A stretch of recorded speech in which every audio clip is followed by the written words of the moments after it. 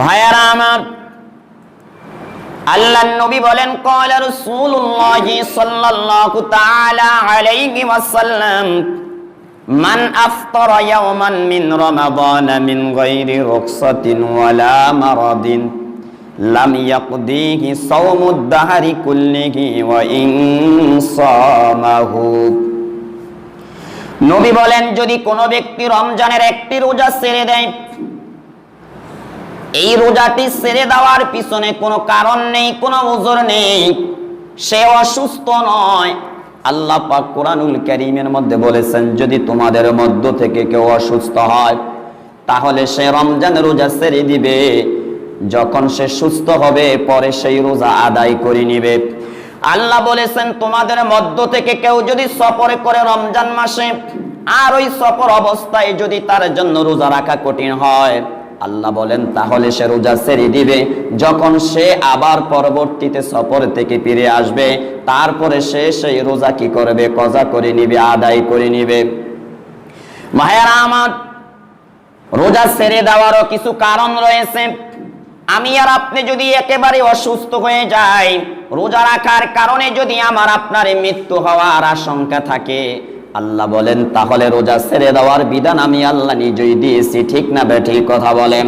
কিন্তু যার কোনো অসুবিধা নেই, কোনো রোগ নেই, কোনো ব্যাধি নেই, হে আমার ভাইরা, কোনো ওযর নেই, কোনো কারণ নেই, বিনা ওযরে বিনা কারণে যদি রোজা ছেড়ে দেয়, রাসূল বলেন এই একটা রোজার সওয়াব রমজান মাসে যেই পরিমাণ পাবে, একটা রোজা ছেড়ে দেওয়ার কারণে যদি সারা জীবন রোজা রাখে সেই সওয়াব সে কোনোদিনও পাবে না। সুবহানাল্লাহ।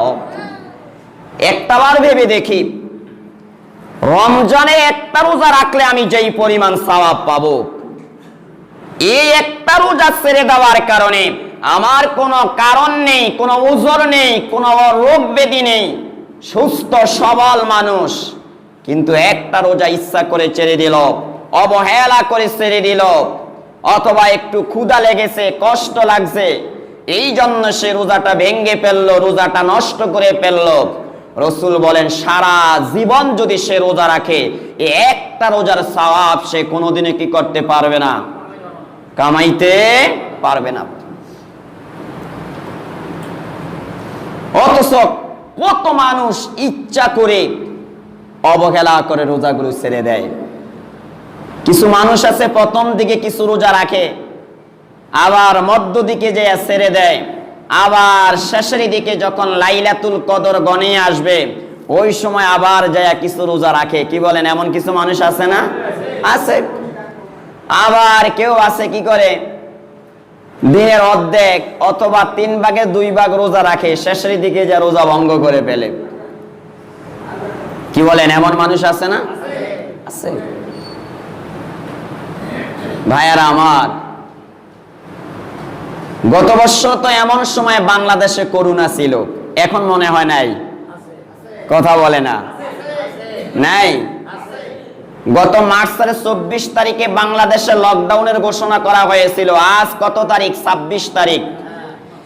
1 বছর 2 দিন হয়ে গেল বাংলাদেশে যে করোনার কারণে লকডাউন দেওয়া হয়েছিল। অর্থাৎ বাংলাদেশে করোনা আসছে আরো আগে, কিন্তু লকডাউন ঘোষণার পর থেকে নিয়ে এই পর্যন্ত 1 বছর 2 দিন চলে গেল। কিন্তু গত বছর তো মুসল্লিরা নামাজ পড়ার জন্য পাগল হয়ে গেছে, দেওয়ানা হয়ে গেছে, মসজিদ ভেঙে ফেলবে, জানালা দরজা ভেঙে ফেলবে, মসজিদের দরজার তালা ভেঙে ফেলবে, তারপরে মসজিদে যে নামাজ পড়বে। এখনো তো আবার দিন দিন করোনা বাড়তেছে, আক্রান্তের সংখ্যা বাড়তেছে, মৃতের সংখ্যাও বাড়তেছে, কিন্তু আমরা তো আর এখন আগের মতন করোনাকে ওই রকম ভাবে উপলব্ধি করি না। এখন আমরা মনে করতেছি যে আমরা সেই আগের মতন স্বাভাবিক অবস্থা। আপনারা কি জানেন দিন দিন যে করোনা বাড়তেছে? কথা বলে না। আক্রান্তের সংখ্যা যে দিন দিন বাড়তেছে এটা কি জানেন? মৃতের সংখ্যা দিন দিন কিন্তু বেড়েই চলতেছে। বিভিন্ন দেশে কিন্তু লকডাউন ঘোষণা করে দিয়েছেন। তো ভাইয়ার আমার, এই আযাব গজব থেকে মুক্তি পেতে হলে আমাকে আপনাদেরকে একমাত্র কেবলমাত্র আল্লাহর দিকে ফিরে যেতে হবে। আল্লাহর দিকে আমাকে আপনাকে রুজু হতে হবে, আল্লাহর দিকে আমাকে আপনাকে ফিরে যেতে হবে, তাওবা করতে হবে, আল্লাহর ইবাদত বন্দেগী করতে হবে। এই ছাড়া এই আযাব থেকে মুক্ত পাওয়ার কোনো কি নাই, কোনো সুযোগ নাই। তাই আমরা এখন থেকেই প্রতিজ্ঞা করব, ওয়াদাবদ্ধ হব যে আল্লাহ রমজানে আমি একটি রোজাও ছাড়ব না, একটি রোজাও আমি ছেড়ে দিব না। ভাইয়ারা আমার, বন্ধুরা আমার, আমরা প্রথম হাদিস দ্বারা জানতে পারলাম কোন বান্দা বান্দি যদি ইচ্ছা করে একটি রোজা ছেড়ে দেয়, আর যদি সে সারা জীবন রোজা রাখে, একটি রোজা ছেড়ে দেওয়ার পরে তার ভিতরে অনুশোচনা তৈরি হলো, সে অনুতপ্ত হলেন, আল্লাহর কাছে তওবা করলেন, তারপরে ভাবলেন যে আমি একটি রোজা ছেড়ে দিয়েছি, এই রোজার হক আদায় করার জন্য, কাফারা আদায় করার জন্য সারা জীবন আমি রোজা রাখবো।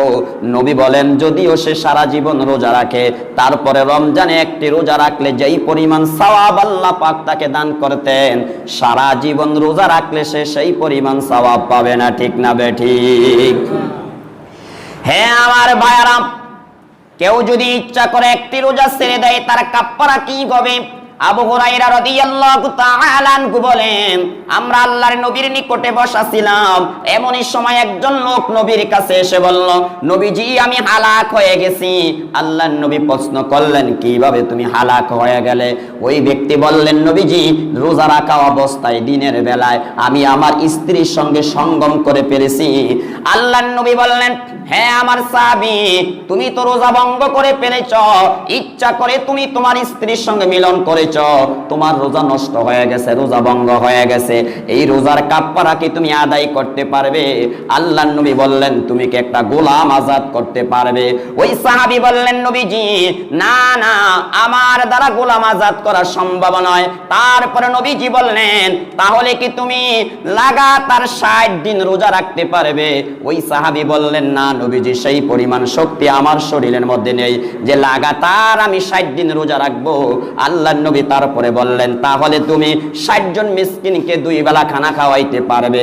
ওই ব্যক্তি বললেন, না নবীজি, সেটাও আমার দ্বারা সম্ভব নয়। কয়টা অপশন দিলেন তাকে?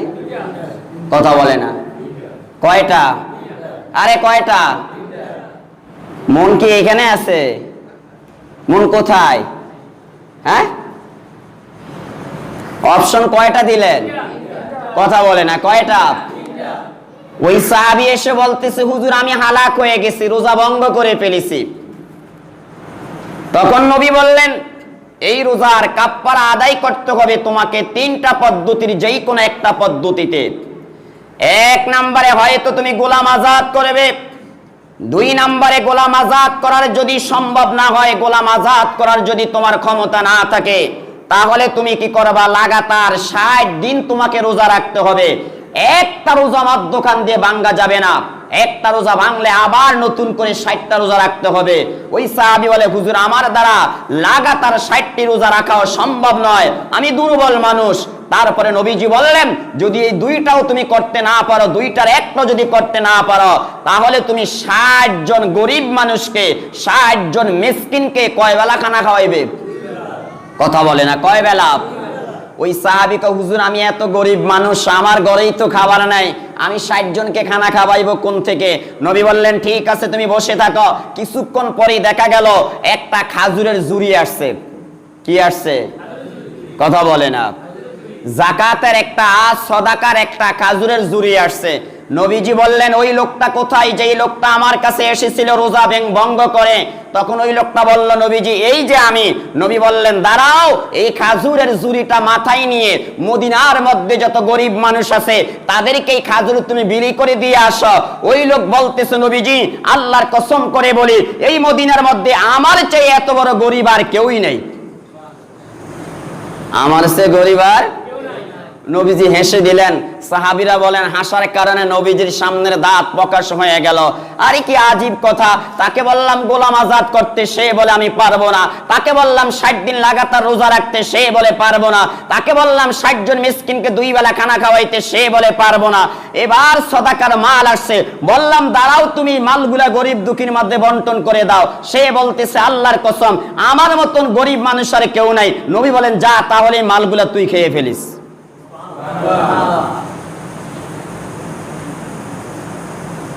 তাহলে রমজানের রোজা যদি কেউ ইচ্ছা করে একটা রোজা ভেঙে ফেলে, নষ্ট করে ফেলে, তার কাফারা কয়টা পদ্ধতিতে আদায় করতে হবে? আরে কথা বলে না, কয়টা? হয়তো গোলাম আজাদ করবে। বর্তমানে গোলাম আজাদ করার কোনো কি নাই, কথা নেই। দুইটা অপশন বাকি আছে এখন বর্তমানে। হয়তো কি করবে, 60 দিন লাগাতার রোজা রাখবে, নয়তো কি করবে, 60 জন মিসকিনকে 2 বেলা খানা। এখানে আবার মাসআলা আর একটা, যদি আপনার গায়ে শক্তি থাকে রোজা রাখার, তাহলে মিসকিনকে খানা খাওয়াইলে হবে না, সিরিয়াল মতে আসতে হবে। প্রথমে গোলাম আজাদ করতে হবে, গোলাম আজাদ করতে না পারলে 60 দিন লাগাতার রোজা রাখতে হবে। যদি আপনি শারীরিকভাবে দুর্বল হন যে 60টা রোজা রাখার শক্তি আমার নেই, তাহলে তৃতীয় নাম্বার অপশন হলো আপনি 60 জন মিসকিনকে কয় বেলা খানা খাওয়াইবেন? কথা বলে না, কয় বেলা? 2 বেলা খানা খাওয়াইতে হবে। তাহলে রোজা ছাড়বেন না রাখবেন? আরে কথা বলে না, হ্যাঁ হ্যাঁ আমার ভাইয়ারা, শুধু তাই নয়, আবু উমামা আল বাকিলি রাদিয়াল্লাহু তাআলা আনহু বলেন, আল্লাহর নবী বলেছেন, আমি শুনেছি, নবী বলেন, একদিন আমি ঘুমন্ত অবস্থায় ছিলাম, এমনই সময় আতানি রাজুলানে ফাআখাযা বিদবুআইয়ে, নবী বলেন তখন আমার নিকটে 2 জন লোক আসলেন। আমি ঘুমন্ত অবস্থায় ছিলাম, আমার নিকটে 2 জন লোক আসলেন। এসে তারা আমার 2 বাহুর মধ্যে ধরলেন, ধরে তারা আমাকে একটা পাহাড়ের চূড়ায় নিয়ে গেল। ওই পাহাড়ের চূড়ায় নেওয়ার পরে তারা আমাকে বলতে লাগলেন, হে মুহাম্মদ, তুমি পাহাড়ের মধ্যে আরোহণ করো। নবী বলেন, পাহাড়ের মধ্যে উঠার মতন শক্তি আমার নেই। ওই 2 জন লোক বলতে লাগলেন, আমরা আপনাকে সাহায্য করব। তখন রাসূলকে তারা সাহায্য করলেন, নবীজি পাহাড়ের চূড়ার মধ্যে উঠে গেলেন। উঠার পরে নবীজি বিকট শব্দ শুনতে পাইলেন, ভীষণ আওয়াজ শুনতে পাইলেন। আল্লাহর নবী ওই 2 জন ব্যক্তিকে প্রশ্ন করলেন, একজন হলো জিবরাইল আর একজন হলো মিকাইল, ও আল্লাহর ফেরেশতা জিবরাইল, মিকাইল, এত বিকট শব্দ কিসের শোনা যায়? তখন তারা জবাব দিলেন, নবীজি, এটা হলো জাহান্নামীদের হাউমাউ করে কান্নার আওয়াজ। বলি না আউযুবিল্লাহ। জাহান্নামীদের হাউমাউ করে কিসের আওয়াজ? কান্নার আওয়াজ। আবু উমামা আল বাকিলি বলেন, নবীজি বলেছেন, আমি শুনেছি, নবী বলেছেন যে আমি ঘুমন্ত অবস্থায় ছিলাম, আমি দেখতে পাইলাম যে 2 জন লোক আমার কাছে আসলো, 2 জন ফেরেশতা আমার কাছে আসছে। এসে তারা আমার 2 বাহুর মধ্যে ধরে আমাকে একটা পাহাড়ের চূড়ায় নিয়ে গেল। ওই পাহাড়ের চূড়ায় যাওয়ার পরে তারা আমাকে বলল, ইসহাদ, আপনি পাহাড়ের মধ্যে আরোহণ করেন। তখন আমি বললাম যে না, উঠার মতন শক্তি তো আমার নেই। তখন ওই 2 জন লোক বললেন, আমরা আপনাকে সাহায্য করব। নবী বলেন, তারা আমাকে সাহায্য করল। আমি পাহাড়ের চূড়ায় উঠে গেলাম, পাহাড়ের উপরে উঠে গেলাম। উঠার পরে রাসূল বলতেছে, আমি শুনতে পাইলাম বিকট শব্দ শোনা যায়, ফাইদা বি আসওয়াতিন শাদীদা, বিকট বিকট শব্দ শোনা যাচ্ছে, আওয়াজ শোনা যাচ্ছে। আমি প্রশ্ন করলাম, এগুলা কিসের আওয়াজ? এত বিকট আওয়াজ কিসের হচ্ছে? এত বিকট শব্দ কিসের শোনা যাচ্ছে? তখন ওই 2 জন ফেরেশতা বলতে লাগলেন, হাযা উওয়াবু আহলিন নার, ইয়া রাসূলুল্লাহ, ইয়া হাবিবাল্লাহ, জাহান্নামীরা জাহান্নামের শাস্তি সইতে না পেরে তারা হাউমাউ করে কান্না করতেছে, তারা কান্নাকাটি করতেছে। ওই কান্নাকাটির আওয়াজ আপনার কানের মধ্যে আসতেছে। আল্লাহর নবী বলেন, সুম্মাং তুলিকবি, তারপরে আমি সামনে চলতে লাগলাম। নবীজি বলেন, সামনে যাওয়ার পরে আমি দেখতে পাইলাম একদল মানুষ, তাদের গর্দান দিয়ে তাদেরকে ঝুলিয়ে রাখা হয়েছে, অর্থাৎ তাদের পাগুলা উপরের দিকে, মাথা হলো নিচের দিকে। আল্লাহর নবী বলেন, এবং তাদের সোয়াল, এই মুখ তাদের ফাটা অবস্থায় রয়েছে, তাদের ঠোঁটগুলা ফাটা অবস্থায় রয়েছে। আল্লাহর নবী বলেন, এই ঠোঁট দিয়ে রক্ত বের হচ্ছে। তাদের মাথা হলো নিচের দিকে, গর্দান হলো নিচের দিকে, আর পা হলো উপরের দিকে। আল্লাহর নবী বলেন, এমন অবস্থা দেখে আমি ওই ফেরেশতাদেরকে প্রশ্ন করলাম, এরা কারা? এদের অবস্থা এমন কেন? এদের পাগুলা উপরের দিকে, মাথা নিচের দিকে, গর্দান নিচের দিকে দিয়ে তাদেরকে ঝুলিয়ে রাখা হয়েছে, আর তাদের ঠোঁটগুলা ফাটা, এই ঠোঁটের ফাটা জায়গা দিয়ে রক্ত বের হয়ে পড়ছে। রাসূল বলেন, ঝরনার মতন রক্ত পড়তেছে। আমি প্রশ্ন করলাম, এরা কারা? এদের অবস্থা এমন কেন? আল্লাহর নবীকে জবাব দেওয়া হলো, এরা হলো ওই সমস্ত মানুষ যারা ইফতারির সময় হওয়ার পূর্বে তারা ইফতার করে ফেলতো। বলি না আউযুবিল্লাহ। ইফতারির সময় হওয়ার আগেই তারা কি করে ফেলতো? কথা বুঝেন। রাসূলকে জবাব দিলেন, আল্লাযীনা ইফতিরুনা ক্বাবলা তাহিল্লাতি সাওমিহিম, অর্থাৎ তারা রোজা রাখতো ঠিকই, কিন্তু ইফতারি হওয়ার আগেই তারা কি করে ফেলতো? ইফতারি করে ফেলতো। ইফতারি একটা নির্ধারিত সময় আছে না? কথা বলে না, নির্ধারিত একটা সময় আছে না? ওই নির্ধারিত সময় হওয়ার পূর্বেই তারা কি করে ফেলতো? ইফতারি করে ফেলতো। তো আপনারা বলেন রোজা রাখতো ঠিকই, কিন্তু ইফতারির সময় হওয়ার আগে সারা দিন কিছু মানুষ আছে রোজা রাখে, ইফতারের সময় হলে পাগল পারা হয়ে যায়, ঠিক না? ইফতারের সময় হলে কি হয়ে যায়? পাগল পারা হয়ে যায়। তখন তাড়াতাড়ি কি করে ফেলে?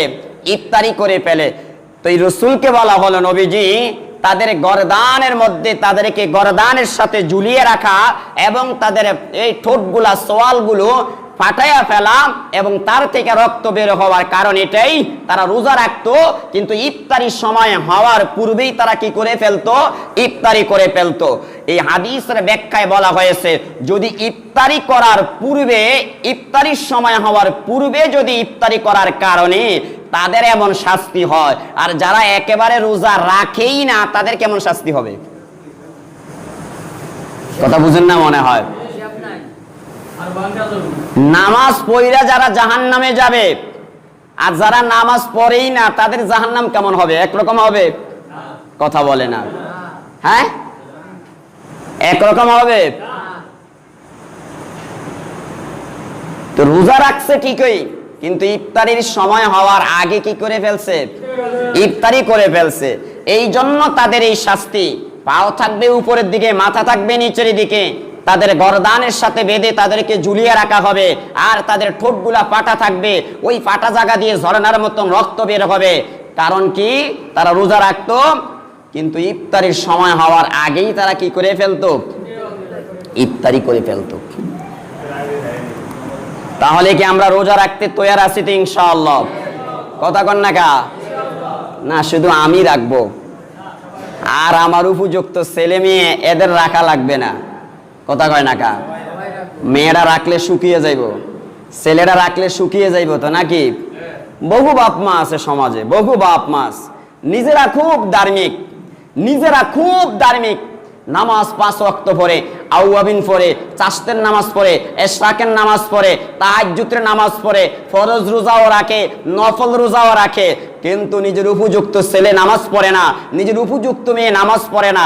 এটা নিয়ে তাদের কোনো মাথা ব্যথা? কথা বলে না, কোনো মাথা ব্যথা নাই। নিজে খুব পর্দা করে কিন্তু নিজের উপযুক্ত মেয়ে পর্দা করে না, এটা নিয়ে কোনো কি নাই? আরে কথা বলেন না কেন? আপনাদের এলাকা বিয়ে শাদী হয়? কথা কয় না? কি দুজনা কেন বিয়ে শাদী হয় না? আরে কথা কন না কা? বিয়ে শাদী হয়। বিয়ের মধ্যে গেট দেননি আপনারা? গেট, আরে কথা কয় না? গেট দেন, মরিচাবাতি জ্বালাননি, গান টান বাজাননি? হ্যাঁ বাজান না? আমি একটা পয়েন্ট আপনাদেরকে শুধু একটু দৃষ্টি আকর্ষণ করছি। বিয়ের মধ্যে যে গেট দেয়, গেটের মধ্যে একটা কি বান্ধায় বলেন তো? ফিতা বান্ধায় না? এই কথা বলে না কেন? হ্যাঁ, দুলা যখন গেট দিয়ে ঢুকবে, ওই গেটের মধ্যে যুবতী মেয়েরা দাঁড়ায় কি দাঁড়ায় না? কথা বলে না কেন? আরে কথা বলেন, দাঁড়ায় কি দাঁড়ায় না? এই যে দুলার সাথে যুবক যুবক অনেক ছেলে থাকে, আপনারা বলেন, বাস্তবে বলবেন, মিথ্যা কথা বলবেন না। দুলা যখন গেট দিয়ে ভিতরে ঢুকতে চায়, এই যে আমার আপনার যুবতী যুবতী মেয়েরা অথবা আমার আপনার পুত্রবধূ যে সেজে গুজে অর্ধ উলঙ্গ হয়ে এই যে গেটের মধ্যে দাঁড়াইলো, আর এই যে যুবক ছেলেরা তাদেরকে সামনে সামনে ধাক্কা দিল, মেয়েরও তাদেরকে ধাক্কায়, ছেলেরও তাদেরকে ধাক্কায়, অথচ বাবায় দাঁড়িয়ে দাঁড়িয়ে দেখতেছে, মায় দাঁড়িয়ে দাঁড়িয়ে দেখতেছে। আমি বলতে চাই, এদের মতন কুলাঙ্গার বাপমা, এদের মতন নির্লজ্জ বাপমা, এদের মতন অসভ্য বাপমা এই আসমানের নিচে জমিনের উপর আর কেউই হতে পারে না। ঠিক না বে? ঠিক কথা বলেন। বাবায় দাঁড়িয়ে আছে, মেয়ে যুবক ছেলের সাথে ধাক্কা ধাক্কি করতেছে গেটের মধ্যে 2-1 টাকার জন্য, 500, 1000, 2000 টাকার জন্য। একটা যুবতী মেয়ে সামনাসামনি যদি একটা ছেলের সাথে ধাক্কা করে, আপনারা বলেন তার সতীত্ব আর কি বাকি থাকে? আপনি আমাকে বলেন। এমন নির্লজ্জ কিছু বাপ মা নাই? আপনার লজ্জা গেল কোথায়? আপনার যুবতী মেয়েকে আপনি ঘর থেকে বের করে দিলেন, আপনার যুবতী মেয়ে, এই মেয়েটার এখনো বিয়ে হয় না, এই মেয়েকে শাড়ি পরাই আপনি বিয়ে বাড়িতে নিয়ে গেলেন, কি সুন্দর বাসে, বাপরে বাপ কি সুন্দর বা হাঁটতেছে, ওই ছেলেগুলোর সাথে দাঁড়িয়ে দাঁড়িয়ে মজাক করতেছে, আনন্দ উল্লাস করতেছে, কি রসিকতা করতে আছে, কি মধুর মধুর আলাপ আলোচনা করতেছে।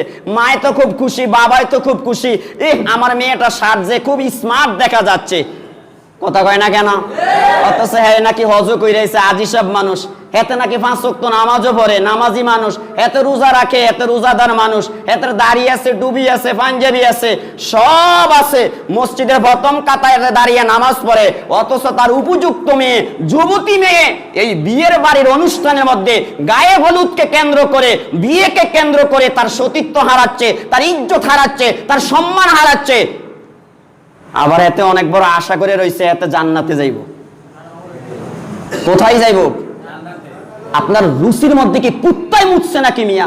আপনার বউ আরেকজনের বিয়ের মধ্যে যে গেটের মধ্যে দাঁড়াইয়া আরেকটা যুবক ছেলের সাথে ধাক্কা ধাক্কি করবে, আপনি তাকে মাথার গাম পায়ে পেলে খানা দিচ্ছেন, আপনি তাকে পোশাক দিচ্ছেন, আপনি তাকে সাজগোজ দিচ্ছেন, আপনি তার সবকিছু বরণ করছেন, আরেকটা ছেলের সাথে সে ধাক্কা ধাক্কি করবে, আপনার বিবেকের মধ্যে কি কুত্তায় পেশাব করছে?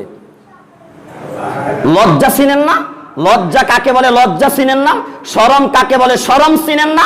হায়া কাকে বলে হায়া চিনেন না? মুসলমানের বিয়ের মধ্যে গেট হবে কেন? আবার মুসলমানের বিয়ের মধ্যে আবার মরিসালাতি হবে কেন? মুসলমানের বিয়ের মধ্যে নাচ গান হবে কেন? মুসলমানের বিয়ের মধ্যে গায়ে হলুদ হবে কেন?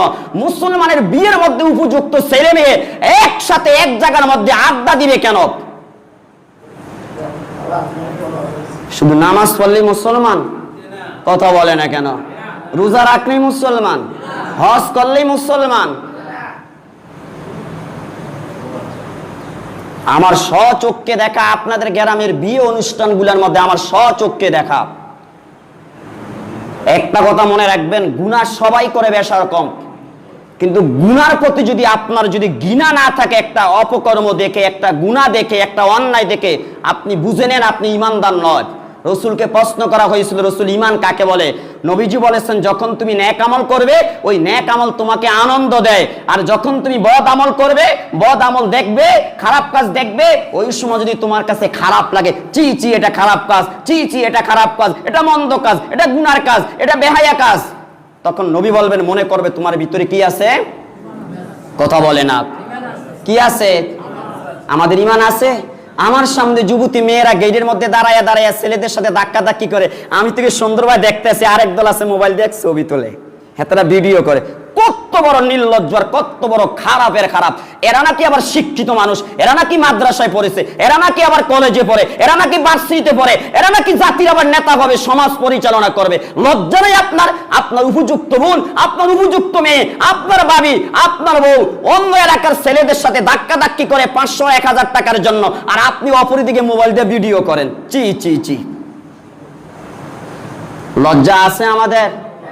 কথা বলে না কেন? লজ্জা আছে আমাদের? শরম আছে আমাদের?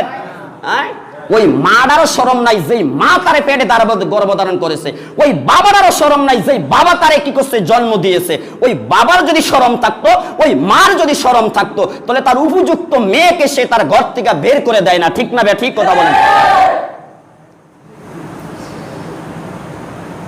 এই জন্য মাঝে মধ্যে আমি বলি না, সন্তান জন্ম দিলে আর গর্বে নিলেই মা হয় না, বাবা হয় না।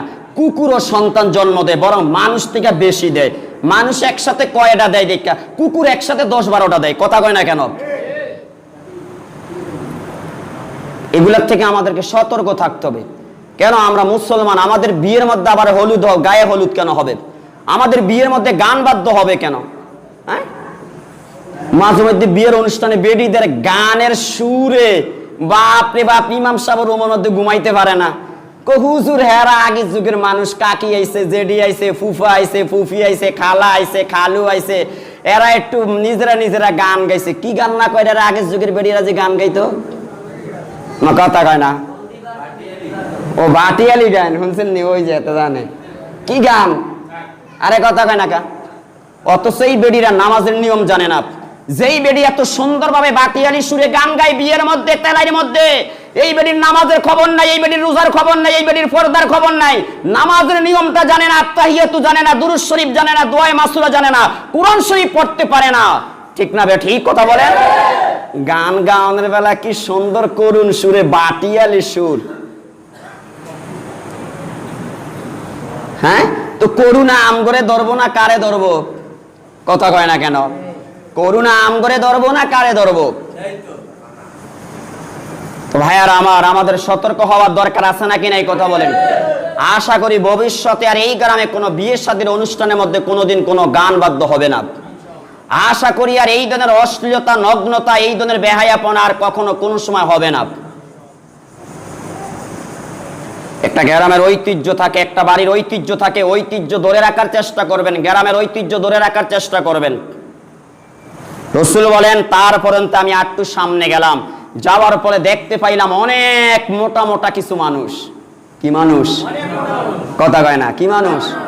মোটা মানুষ চিনেন নি? খুব মোটা। তো নবীজি বলেন, ওয়া আনতাহু রিহান ওয়া আসওয়াহু মানজারাম, এদের শরীর থেকে দুর্গন্ধ বের হচ্ছে আর দেখতে এদেরকে খুব খারাপ দেখা যাচ্ছে। নবী বলেন, আমি প্রশ্ন করলাম এরা কারা? নবী বলেন, আমাকে জবাব দেওয়া হলো কতলাল কুফার, এরা হলো কাফের বেঈমানদের লাশ, এরা হলো কাফের বেঈমানদের মৃতদেহ। এদের দেহগুলা অনেক মোটা মোটা, এদের দেহের থেকে দুর্গন্ধময় বের হচ্ছে, এদের দেহের থেকে দুর্গন্ধ বের হচ্ছে আর তাদেরকে দেখতে খারাপ দেখা যাচ্ছে। রাসূল প্রশ্ন করলেন, এরা কারা? আমাকে জবাব দেওয়া হলো, এরা হলো কাফের বেঈমানদের লাশ। কাদের লাশ? কথা বলে না, কাদের? কাফের বেঈমানদের লাশ। তারপরে রাসূল বলেন, আমি আবার সামনে গেলাম, সামনে যাওয়ার পরে এবারও দেখতে পাইলাম আর একদল মোটা মোটা মানুষ, ওয়াং তাহু রিহান, এবং তাদের শরীর থেকে দুর্গন্ধ বের হচ্ছে, এবং কাআন্না রিহাহুমুল মারাহিদ। রাসূল বলেন, পেশাবের স্তূপ থেকে কি গন্ধ বের হয়, পায়খানার স্তূপ থেকে কি দুর্গন্ধ বের হয়, তার চাইতে বেশি দুর্গন্ধ তাদের থেকে বের হচ্ছে, তার চেয়েও বেশি দুর্গন্ধ তাদের থেকে বের হচ্ছে। রাসূল বলেন, আমি তাদেরকে প্রশ্ন করলাম, এই মানুষগুলো এত মোটা এবং এই মানুষগুলার শরীর থেকে এত দুর্গন্ধ বের হচ্ছে, পেশাব পায়খানার স্তূপ থেকে তাদের শরীর থেকে বেশি দুর্গন্ধ বের হচ্ছে, এরা কারা? তখন আমাকে জবাব দেওয়া হলো, হা উলাই জানুনা, হে রাসূল, এরা হলো দুনিয়াতে ব্যভিচারিণী, যারা দুনিয়াতে থাকতে ব্যভিচার করত, জিনা করত, এই জন্য তাদেরকে এইভাবে শাস্তি দেওয়া হচ্ছে। নবী বলেন, আমি আর একটু সামনে গেলাম, যাওয়ার পরে আমি দেখতে পাইলাম একদল নারী, ওই নারীদের দুধের স্তনের মধ্যে সাপে দংশন করতেছে, তাদের স্তনের মধ্যে সাপে কামড়াইতেছে। আমি প্রশ্ন করলাম, হে জিব্রাইল, মিকাইল, এরা কারা? এই নারীদের স্তনের মধ্যে এইভাবে সাপে দংশন করতেছে কেন? নবীকে জবাব দেওয়া হলো, ইয়ামনানা আওলাদাহুন্না আলবানাহুন্না, এরা ওই সমস্ত মডেলিং নারী, ডিজিটাল যুগের নারী, যারা বাচ্চা নিতে চায় না, নেওয়ার পরও এরা বলে আমরা স্বাভাবিকভাবে বাচ্চা নিব না, সিজার করে বাচ্চা নিব। আবার বাচ্চা হওয়ার পরে তারা নিজের শরীরের সৌন্দর্য, নিজের শরীরের স্বাস্থ্য ঠিক রাখার জন্য বাচ্চাদেরকে দুধ পান করায় না, ওই আলগা দুধ খাওয়াইতো। ঠিক না বে ঠিক কথা বলেন? এই জন্য তাদের স্তনের মধ্যে সাপে কি করতেছে? দংশন করতেছে। এই যুগে বহু নারী আছে, বাচ্চা নেওয়ার পরে এরা বাচ্চাকে দুধ খাওয়ায় না, দুধ পান করাইতে চায় না। কেন? স্বাস্থ্য নষ্ট হয়ে যাবে, চেহারার লাবণ্যতা নষ্ট হয়ে যাবে। রাসূল বলেন, আমি আরেকটু সামনে গেলাম, যাওয়ার পরে আমি কিছু যুবক দেখতে পাইলাম, যাওয়ার পরে আমি কিছু কচিকাঁচা শিশু বাচ্চা দেখতে পাইলাম, যারা দুইটা নহরের, দুইটা নদীর মধ্যখানে খেলতেছে। কয়টা নদী? ওই পাশে নদী, এই পাশে নদী, মধ্যখানে যদি একটা পরিবেশ হয়, বলেন তো পরিবেশটা কেমন সুন্দর হবে? যদি মধ্যখানে একটা জায়গা থাকে, মনে করেন ওইদিকে নদী, এইদিকে নদী, এইখানে একটা মনে করেন শুকনা জায়গা, পরিবেশটা অনেক সুন্দর হবে না? কথা বলে না কেন? তো নবী বলতেছেন, আমি আর একটু সামনে যাওয়ার পরে দেখতে পাইলাম অনেকগুলা শিশু বাচ্চা, অনেকগুলা কচিকাঁচা শিশু বাচ্চা, ছোট বাচ্চা, যারা কি করতেছে? দুইটা নদীর মধ্যখানে খেলতেছে। আমি প্রশ্ন করলাম, এরা কারা? আমাকে জবাব দেওয়া হলো, এরা হলো ওই সমস্ত সন্তান যারা শিশু অবস্থায় দুনিয়ার থেকে বিদায় নিয়ে গেছেন, ওই সমস্ত ইমানদারের শিশু বাচ্চা যারা শিশু অবস্থায় একেবারে বাল্যকালী যারা কি করেছেন? ইন্তেকাল করেছেন, এরা মৃত্যুবরণ করার পরে এই জায়গায় এসে তারা কি করে? আনন্দ উল্লাস করে। নবী বলেন তারপরে আমি আর একটু সামনে যেয়ে দেখতে পাইলাম তিনজন মানুষ, সম্মানিত মানুষ, ইজ্জতওয়ালা মানুষ, সম্ভ্রান্ত মানুষ, তারা কি করতেছে? মদ পান করতেছে, শরবত পান করতেছে, শরবতের পেয়ালা তারা পান করতেছে। আমি প্রশ্ন করলাম এরা কারা? তখন জবাব দেওয়া হলো একজন হলো জাফর বিন তৈয়ার, আরেকজন হলো আব্দুল্লাহ ইবনে রওয়াহা, আরেকজন হলো জায়েদ। এই তিনজন সাহাবী মৌতার যুদ্ধে তারা জিহাদ করতে করতে শহীদ হয়ে গেছেন। রাসূল এই তিনজনকে জিহাদের সেনাপতি বানায়া পাঠাইছেন। জাফর বিন তৈয়ার, তিনার নাম কিন্তু জাফর তৈয়ার হলো কেন? তিনি ওই যুদ্ধে জিহাদ করতে করতে ডাইন হাতটা কেটে ফেললো, ডাইন হাত পড়ে গেছে, বাম হাতে তরবারি নিয়ে জিহাদ করলেন, বাম হাত থেকে তরবারি মুখের মধ্যে নিলেন, মুখের মধ্যে নিয়ে তিনি জিহাদ করতে লাগলেন। তিনার দেহর থেকে রূহ বেরিয়ে গেছে। অপর সঙ্গী যখন তিনার হাত থেকে জিহাদের জান্ডা তরবারি নিতে আসলেন, তিনার মুখ থেকে তিনি তরবারি ছাড়ে না, কামড় দিয়ে রাখছে। যখন বললেন আমি তোমার দ্বীনি ভাই, আমি তোমার দ্বীনি ভাই, তুমি তরবারি ছেড়ে দাও, সঙ্গে সঙ্গে তিনি তরবারি ছেড়ে দিয়েছেন। চিৎকার করে বলি আল্লাহু আকবার। এইভাবে তারা জীবন দিয়ে আল্লাহর পথে জিহাদ করে শহীদ হয়ে গেছেন। রাসূল বলেন এই তিনজন সাহাবীকে আমি দেখতে পাইলাম তারা জান্নাতের শরবত পান করতেছে, জান্নাতের পেয়ালা তারা পান করতেছে। আমরা দোয়া করি দেশের জন্য, জাতির জন্য, ভাষার জন্য যারা জীবন দিয়ে শহীদ হয়ে গেছে ঈমানের সাথে, আল্লাহ তাদেরকে এমন মর্যাদা দান করুক, সকলে বলি আমিন।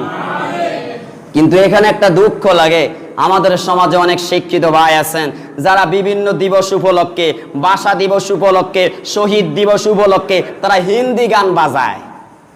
কথা কয় না? কি গান বাজায়? আরে কথা কয় না? কি গান? আপনি কি বুঝাইতে চান? ইতিহাস কি জানেন আপনি?